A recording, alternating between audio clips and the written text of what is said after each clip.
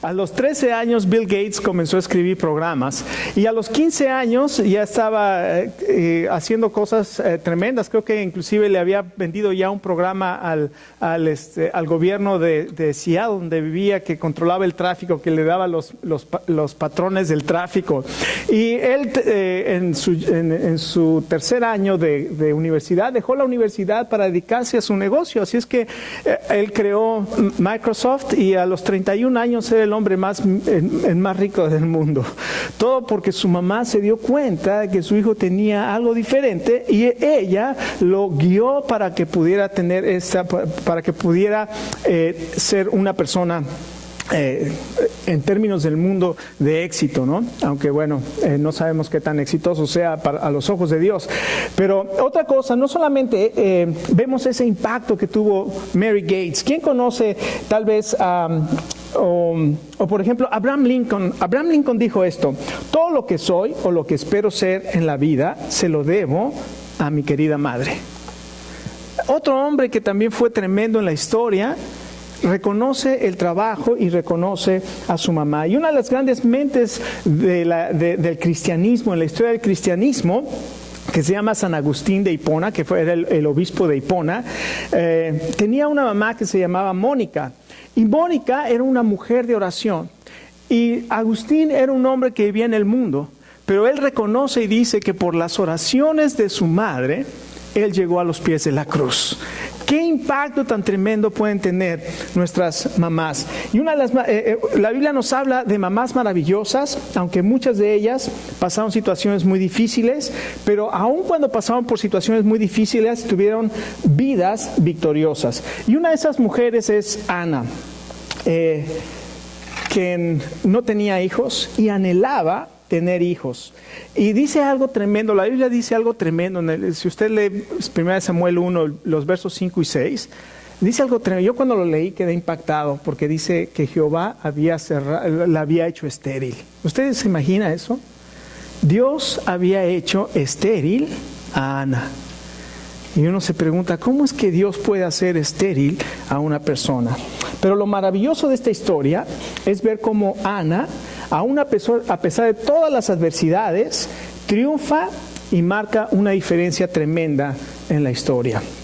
Durante 300 años, el pueblo de Israel tenía una crisis tremenda, una crisis de liderazgo tremenda. Usted lee el libro de los jueces y se encuentra una crisis donde no había liderazgo. Hay un ciclo donde el pueblo de Israel tenía las promesas de poseer la tierra, de vivir en paz, de disfrutar de la tierra donde fluye leche y miel. Sin embargo, estaban siendo esclavos de las naciones vecinas, de los madianitas, de los filisteos, de los edomitas. Estaban siendo esclavos de todas estas naciones. ¿Por qué? Porque se habían olvidado de su Dios y porque pecaban y porque eran idólatras, y Dios mandaba juicio y eran conquistados y ellos clamaban y le pedían perdón a Dios y Dios mandaba un juez, el juez los liberaba, y mientras ese juez vivía todo estaba en paz. Pero ese juez moría y otra vez la nación de Israel cae en pecado, otra vez son conquistados, otra vez sufren, claman a Dios, y durante todo el libro de los jueces ese ciclo. Y termina el libro de los jueces diciendo: en aquellos días no había rey en Israel y cada quien hacía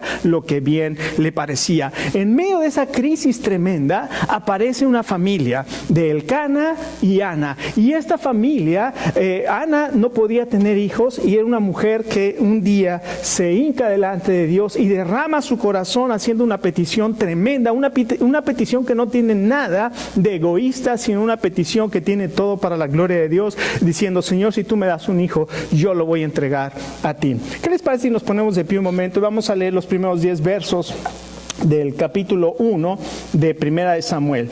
Dice la palabra de Dios así: en la tierra de Efraín había un hombre azufita de Ramayín, su nombre era Elcana, hijo de Jeroán, hijo de Eliú, hijo de Tohu, hijo de Suf, eframita, el cual tenía 2 esposas, una de ellas se llamaba Ana y la otra Penina. Esta tenía hijos, pero Ana no tenía ninguno. Cada año, Elcana salía de su pueblo para adorar al Señor Todopoderoso y ofrecerle sacrificios en Silo, donde Ofní y Finés, los hijos de Elí, oficiaban como sacerdotes del Señor. Cuando llegaba el día de ofrecer su sacrificio, Elcana solía darle a Penina y a todos sus hijos e hijas la porción que les correspondía, pero a Ana le daba una porción especial, pues la amaba a pesar de que el Señor la había hecho estéril. Penina, su rival, solía atormentarla para que se enojara, ya que el Señor la había hecho estéril. Cada año, cuando iban a la casa del Señor, sucedía lo mismo. Penina la atormentaba hasta que Ana se ponía a llorar y ni comer quería. Entonces Elcana, su esposo, le decía: Ana, ¿por qué lloras? ¿Por qué no comes? ¿Por qué estás resentida? ¿Acaso no soy para ti mejor que 10 hijos? Una vez, estando en Silo, Ana se levantó después de la comida y a vista del sacerdote Elí, que estaba sentado en su silla junto a la puerta del santuario del Señor, con gran angustia comenzó a orar al Señor y a llorar desconsoladamente. Entonces hizo este voto: Señor Todopoderoso, si te dignas mirar la desdicha de esta sierva tuya, y si en vez de olvidarme te acuerdas de mí y me concedes un hijo varón, yo te lo entregaré para toda su vida y nunca se le cortará el cabello. Vamos a orar. Padre, en este momento queremos pedir, Señor, que tú nos ayudes a entender tu palabra, a abrir nuestro corazón, a abrir nuestra mente. Y, Señor, queremos pedir que a través de tu Espíritu Santo, Señor, tú toques nuestros corazones, que podamos aprender esta gran lección, Señor, de cómo ser personas que pueden marcar diferencia en nuestra vida. Padre, lo pedimos en el nombre del Señor Jesús. Amén. Tomen asiento. Ana estaba pasando por unas circunstancias bien difíciles. En aquel tiempo no tener hijos era algo terrible. La gente señalaba, la gente hacía juicio si una mujer no tenía hijos. Y era algo vergonzoso para una mujer no tener hijos, porque no le podía dar herencia y no podía seguir la descendencia del marido. Entonces era algo terrible. Y seguramente Ana sintió que su vida no tenía sentido y no tenía valor y no servía para nada. Y muchos de nosotros tal vez hemos llegado a tener ese sentimiento de que nuestra vida no tiene sentido, no tiene valor. Y es más, tanto pensamos ese tipo de cosas que hasta las canciones que nos llegan más, ¿verdad?, son las canciones que hablan de ese tipo de temas. Por ejemplo, ¿se acuerdan de Caminos de Guanajuato? De José Alfredo Jiménez. Ahí les va un pedacito. No vale nada la vida no vale nada. Se empieza siempre llorando y así llorando se acaba. Por eso es que en este mundo la vida, ¿qué?, no vale nada. Y lo peor es que nos la creemos. Lo peor es que nos creemos ese tipo de cantos. ¿Y por qué? Porque nos sentimos identificados con llegar en nuestra vida un momento donde no sentimos que nuestra vida tiene significado. Y esto es lo que estaba pasando a Ana. Pero déjeme decir una cosa. Llegó el punto en que Ana sabe que su vida tiene un significado y que tiene un propósito maravilloso.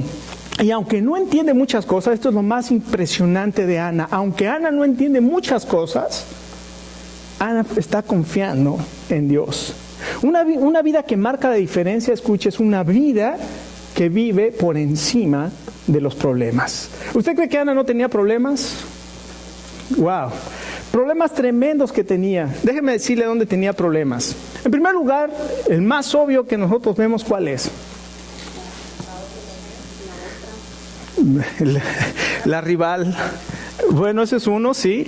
Pero también el verso 5,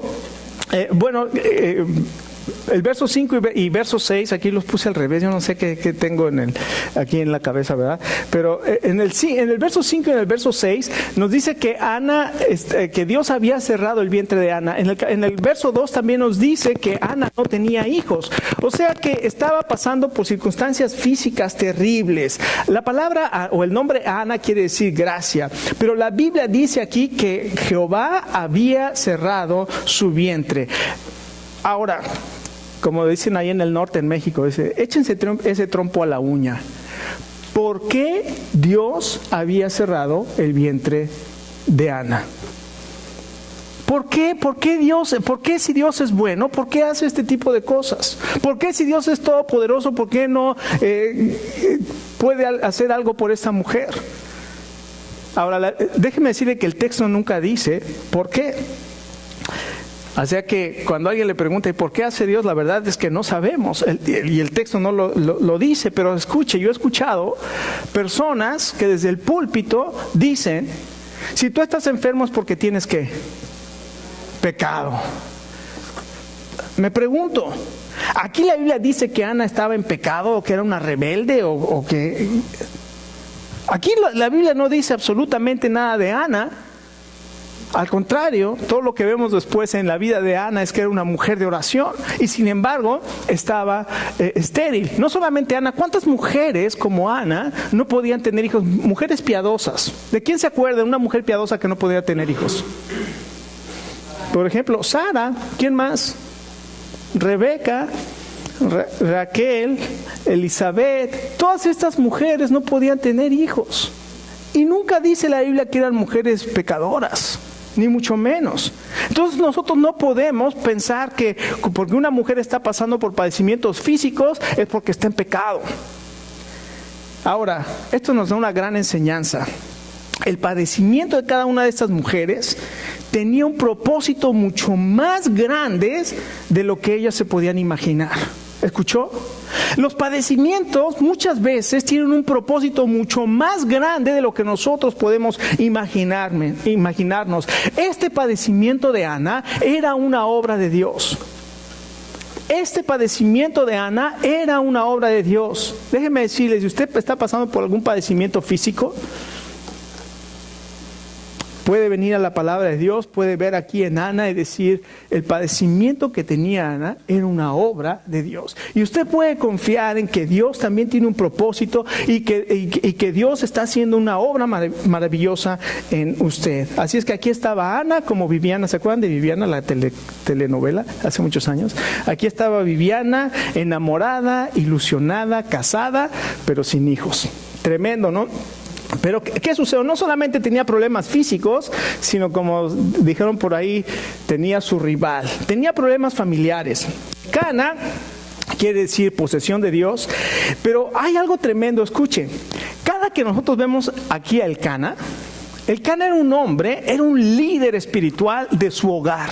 Ya se dio cuenta que Elcana llevaba a su familia a adorar a Dios. Era un hombre de adoración a Dios, pero no solamente él adoraba a Dios, sino que llevaba a su familia, a sus esposas y a sus hijos, y cada año iba a Silo, donde estaba el tabernáculo, donde estaba el santuario del Señor, para ir y adorar a Dios. Pero ¿qué sucede? Elcana no era perfecto. ¿Por qué Elcana no era perfecto? Porque aunque era un hombre piadoso, tenía 2 esposas. Y había un problema que causaba a estas 2 esposas. No hay cocina suficientemente grande para 2 mujeres, ¿verdad? Imagínense. Entonces tenía 2 esposas y siempre había un problema. Ahora, ¿cómo se llamaba su segunda esposa? Penina. ¿Sabe qué quiere decir Penina? Penina quiere decir coral afilado. Era un coral con que cortaba.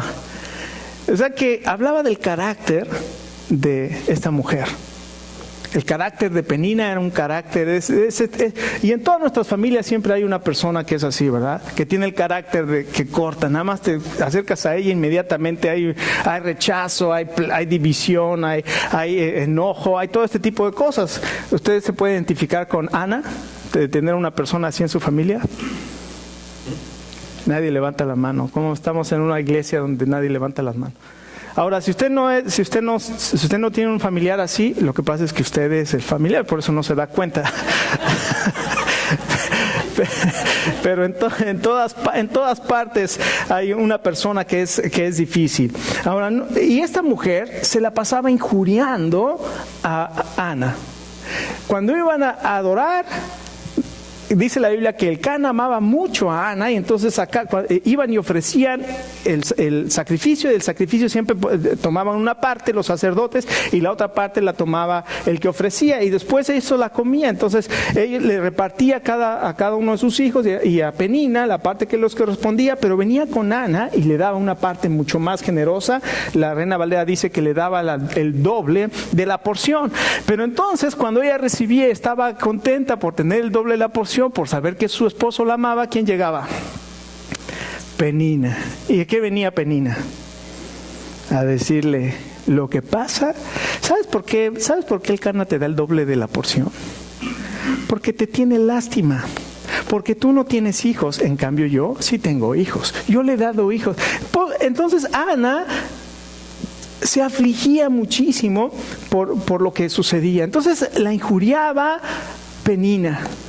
Y luego no solamente la injuriación de Penina, que venía y le decía todas sus penas, ¿verdad? No tienes hijos, y eso le dolía en el corazón. Y no es verdad que las personas que saben, que nos conocen y que son esas Peninas en nuestra vida, saben cuáles son el área donde más nos duele, y es ahí donde vienen a poner como dicen, a echarle sal a la herida o limón a la herida, porque saben. Esta mujer no solamente venía e injuriaba, sino Ana no solamente recibía las injurias de Penina, sino Ana también, escuchen, esto es algo tremendo para todos los varones que estamos aquí.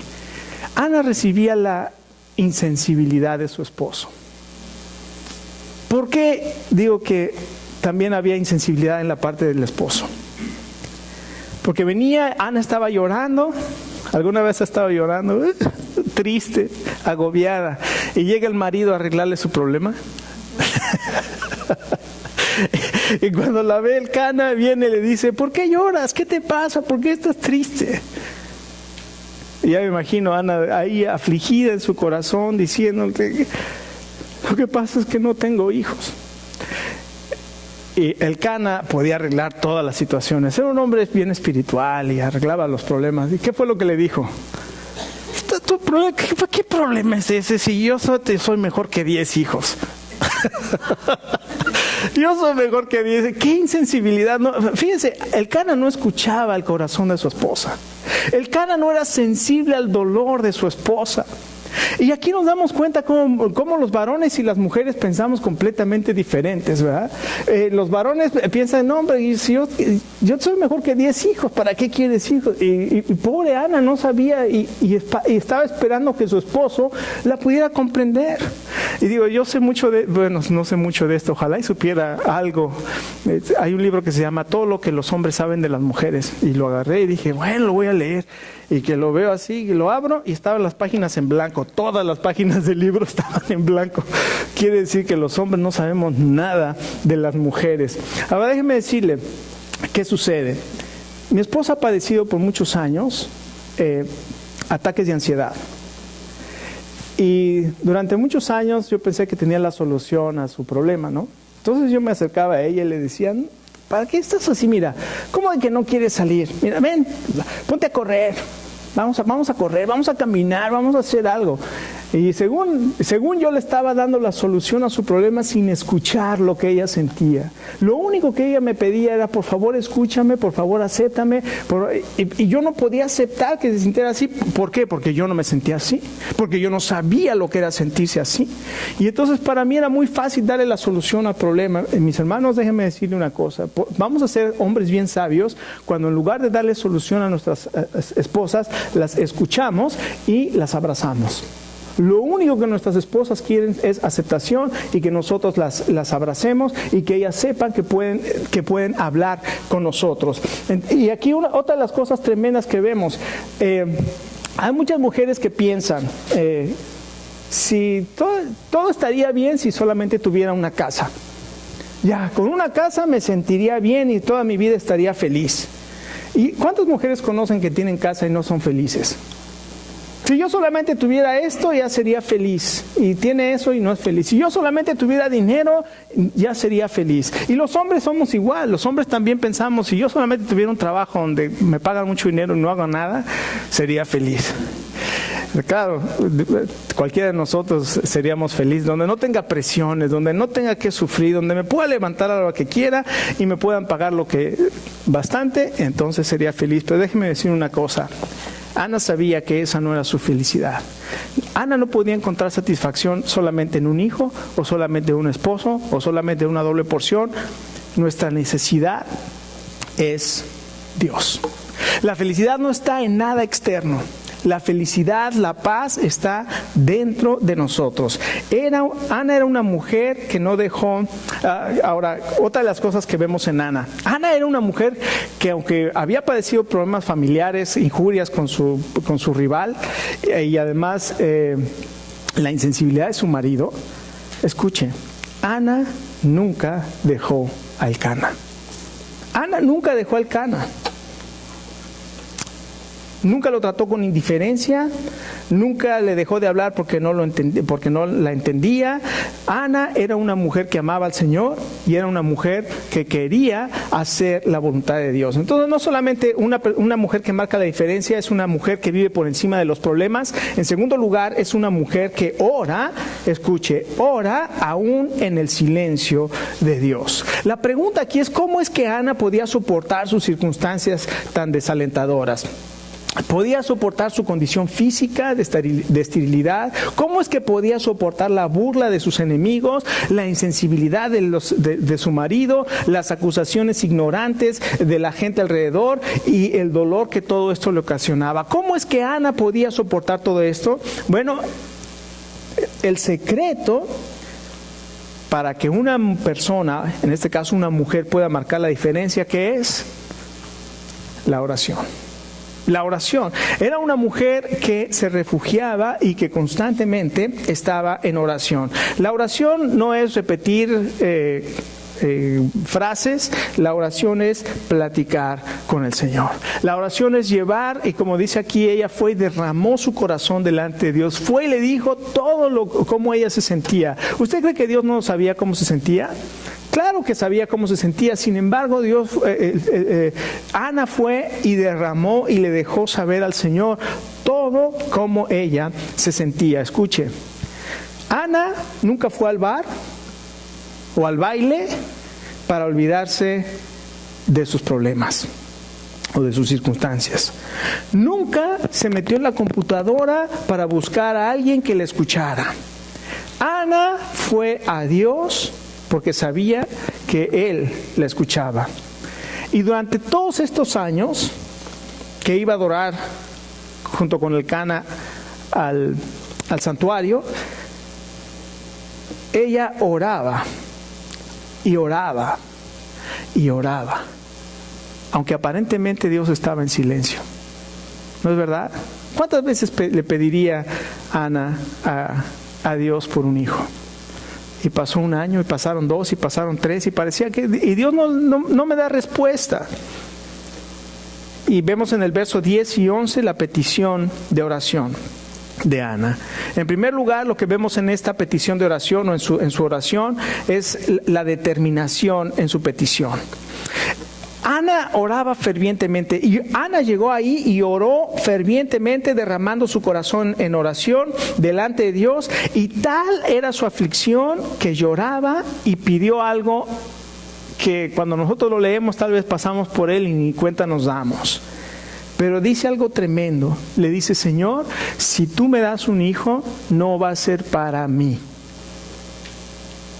No va a ser para mí. El hijo que estoy pidiendo, Señor, no es para mí. ¿Para quién es? Es para Dios. Te lo voy a dedicar a ti todos los días de su vida. Y cualquiera diría, bueno, pues sí, de todas maneras ella lo tiene y ella lo cría y ella todo. ¿Y es así? ¿Así va la historia? ¿Qué hace con el niño? Lo lleva al santuario, asilo, y lo deja ahí a los 5 años.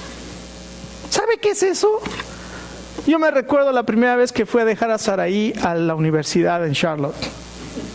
La dejé, ya saben, ¿no? El sermón del papá en el carro cuando vamos Saraí, ya sabes todo lo que te he enseñado, no te voy a echar un sermonzote, pero va a ser un sermoncito pequeño, pero tú ya sabes, durante 18 años te he enseñado y tu mamá y yo te hemos entrenado en la palabra de Dios y esperamos de ti que te comportes como una mujer de Dios y bla, bla, bla. Y ya subimos sus cosas al cuarto, fuimos a comer, regresamos y a la hora de decir adiós, adiós, a llorar.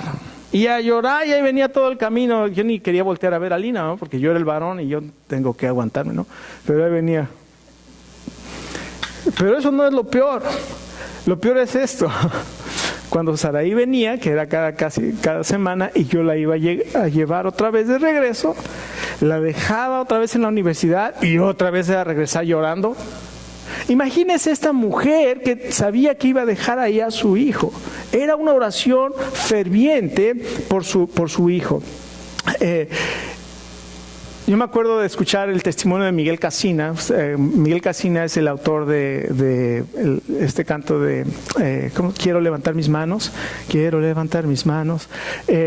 Y un día fue a dar su testimonio en la iglesia donde nos congregábamos y dijo que a él de niño le gustaba jugar mucho fútbol, que su pasión era el fútbol.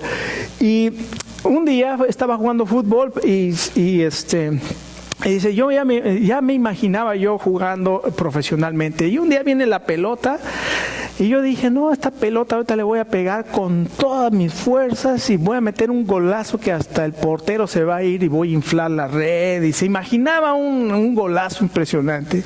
Y cuando llega dice que él patea y no le dio a la pelota, pero había una piedra ahí. Usted sabe que en los campos de los lugares así, de los llanos, no hay pastito como acá, ¿no? Y a la hora que le pega, le da la piedra y con el dedo se le revienta. Y por temor de decirle a su mamá lo que había pasado y de que se había lastimado y que no lo volviera a dejar jugar, no le dijo nada. El dedo se le infectó. Y luego se le puso negro, obviamente. Y ya cuando no podía más fue cuando le dijo a su mamá, mamá, es que me pegué en el dedo. Y cuando lo ve el dedo negro, van al hospital y le dicen, ¿sabe qué? Su hijo tiene gangrena, ya en cualquier momento se va a morir, porque su sangre ya está envenenada. Dice que lo pusieron en una ambulancia y que lo llevaron a la Ciudad de México. Él vivía en Jalapa, en Veracruz. Y lo llevaron a la Ciudad de México, llegaron allá y lo vio una enfermera y dice que la enfermera llegó y que le vio el pie. Y dice, no, yo vi una enfermera tremenda, enfermera grandísima. Llegó y con unas pinzas que me empieza a arrancar el dedo del pie. Y yo grite, no. Y la enfermera y más. Hasta que llegó un doctor y le dijo, ¿qué está haciendo? Está loca. Y que la quita y gracias.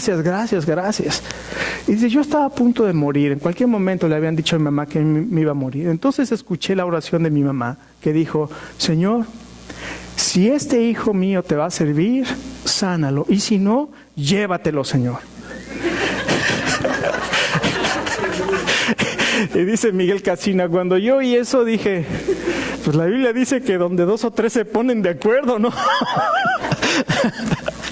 Dice, pero la oración de mi mamá, el Señor me sanó y me restauró. Y ahora él está sirviendo en misionero, creo que ahora está en España. Pero qué tremenda es la petición de una madre, la oración. En momentos de desesperación podemos tener esa determinación de poder orar. No solamente una determinación, sino la dedicación de su petición. Una vez que Ana, vemos ahí en la palabra de Dios, que oraba y dice la Biblia que estaba tan afligida y llorando, y estaba ahí que solamente movía sus labios, y cuando estaba ahí Elí, que estaba sentado junto a la puerta del santuario, la vio, le dijo, esta mujer está borracha. Y Ana le dijo, Señor, no estoy borracha, sino que estoy afligida y estoy derramando mi corazón delante de Dios. Y entonces Elí hace algo tremendo. Déjeme decirle, usted conoce a Elí era el sacerdote, pero tiene 2 hijos. Ahí dice que en el verso que tenía 2 hijos, Ofni y Finés. Y échele un ojito nada más al capítulo 2, verso 12, para que sepa qué es lo que estaba pasando con Ofni y Finés, que eran los hijos del sacerdote. Los hijos de Elí eran unos perversos que no tomaban en cuenta al Señor. Y déjenme decirles, y eran sacerdotes. ¿Qué nos dice esto? ¿Sabe que hay sacerdotes que no toman en cuenta al Señor? ¿Sabe que hay pastores que no les interesa al Señor? ¿Sabe que hay gente que está predicando en los púlpitos y haciendo cosas que no tienen temor de Dios? Quiere decir que no todas las personas y no todos los pastores caminan con el Señor. Y es tremendo, y sería muy bueno que nosotros como pueblo de Dios podamos identificar qué personas son las que están caminando con Dios y qué personas no están caminando con Dios. Y cuando yo leí esto, hermanos, déjenme decirle, mi oración a Dios es que yo pueda caminar con el Señor y que cada que me pare aquí en el púlpito no me pare sin temor de Dios. Pero ahí estaba Elí, escuchó y después le dice a Ana que el Señor te conceda lo que le has pedido. ¿Y qué sucede? Ana, en el capítulo verso 18 y 19, concibe y da a luz un hijo, y entonces viene la situación.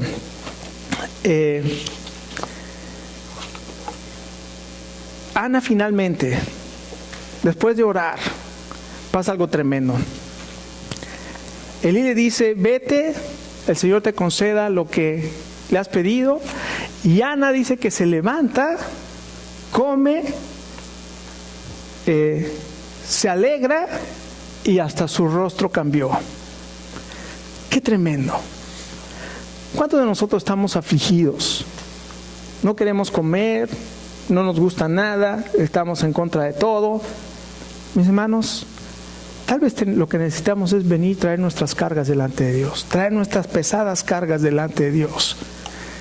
El Señor dijo, vengan a mí todos los que están trabajados y cargados y yo los haré descansar. Si esta mañana usted está cargado, tráigale su carga al Señor.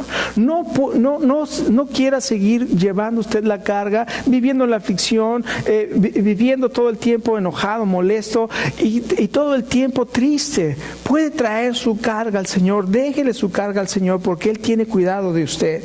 Y no solamente esto, sino que Ana se atreve a marcar la diferencia. El capítulo 19 en adelante nos dice que Ana concibe, da a luz un hijo. ¿Y qué sucede durante este tiempo? Bueno, Ana prepara a su hijo. Está preparando a su hijo. El Cana viene y le dice, vamos otra vez a adorar. Era el tiempo de ir a adorar al Señor en Silo. Y Ana le dice, no, me voy a quedar hasta que el niño sea destetado. Entonces es cuando lo voy a llevar y lo voy a dedicar al Señor para que allá se quede. Y el Cana le dice, haz lo que tú has decidido. Finalmente el Cana como que ahora aprendió una lección de escuchar a su mujer. No le dijo, no, ¿qué te pasa? Vamos todos. ¿Verdad? Porque acuérdate que yo soy bien espiritual y ahora vamos todos. Escuchó a su mujer, fue sensible y le dijo, haz como tú quieras. Y entonces se queda ahí, y en aquel entonces más o menos entre 5 y 6 años, Ana lo estuvo preparando, criando hasta los 5 años, cuando llega el momento de que Ana tenía que cumplir su promesa. Y no solamente entonces preparó a su hijo, sino que Ana entrega a su hijo. ¡Qué tremendo! Y esto es donde es algo tremendo. Verso 27 dice la palabra que Ana llegó con Elí, llegó con el niño y le dijo estas palabras: este es el niño que yo le pedí a Dios y Él me lo concedió. Y escucha el verso 28, que dice: ahora yo lo entrego al Señor.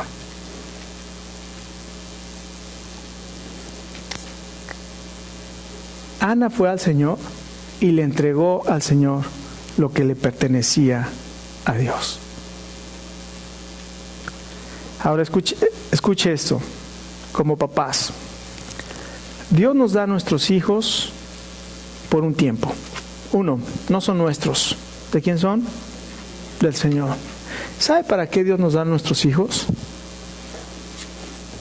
Para que los preparemos para que ellos adoren a Dios. Deuteronomio capítulo 6 nos dice claramente: oye Israel, yo soy Jehová tu Dios. No, yo me estoy equivocando. Dice: oye Israel, Jehová tu Dios, Jehová es uno. Y amarás al Señor tu Dios de todo tu corazón, con toda tu alma y con todas tus fuerzas. Y estas palabras que yo te mando hoy estarán en tu corazón. Y las enseñarás a tus hijos y a los hijos de tus hijos, y hablarás de ellas cuando te levantes y cuando te acuestes y cuando estés en el camino. Lo que Dios nos da a nosotros es que instruyamos a nuestros hijos, porque déjenme decirle, nosotros estamos preparando la siguiente generación de adoradores a Dios. Y ellos van a preparar la siguiente generación. Y si nosotros no cumplimos, se va a cortar la descendencia que adora al Señor. Tenemos a nuestros hijos por un poco de tiempo. Preparémoslos y entreguémoslos al Señor. Entreguemos al Señor. No pensemos que nuestros hijos son nuestros para nosotros y para nuestros propósitos y para que yo cumpla en mis hijos mis sueños que nunca yo pude cumplir. Ellos son del Señor. Preparémoslos en los caminos del Señor. Para terminar, a pesar de las circunstancias difíciles de la vida, Dios puede darnos a cada uno de nosotros fortaleza y sabiduría para que, como Ana, podamos marcar la diferencia en tu vida.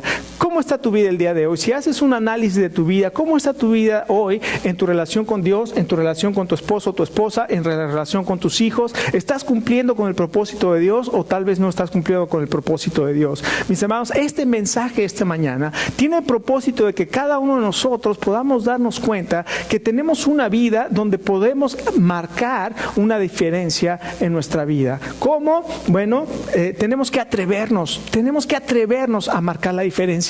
¿Es usted hoy una persona que está atreviéndose a marcar la diferencia, sabiendo que está preparando a sus hijos y que la palabra de Dios tiene que estar primero en usted para que usted pueda preparar a sus hijos? ¿Está usted dispuesto a entregarle a sus hijos a Dios? No solamente esto, no lo va a poder lograr si usted no es una persona de oración. Si usted no es una persona de oración, no puede ser una persona que marque la diferencia. Y finalmente, no solamente con la oración va a marcar la diferencia, sino que usted va a poder vivir por encima de los problemas. ¿Usted tiene problemas esta mañana?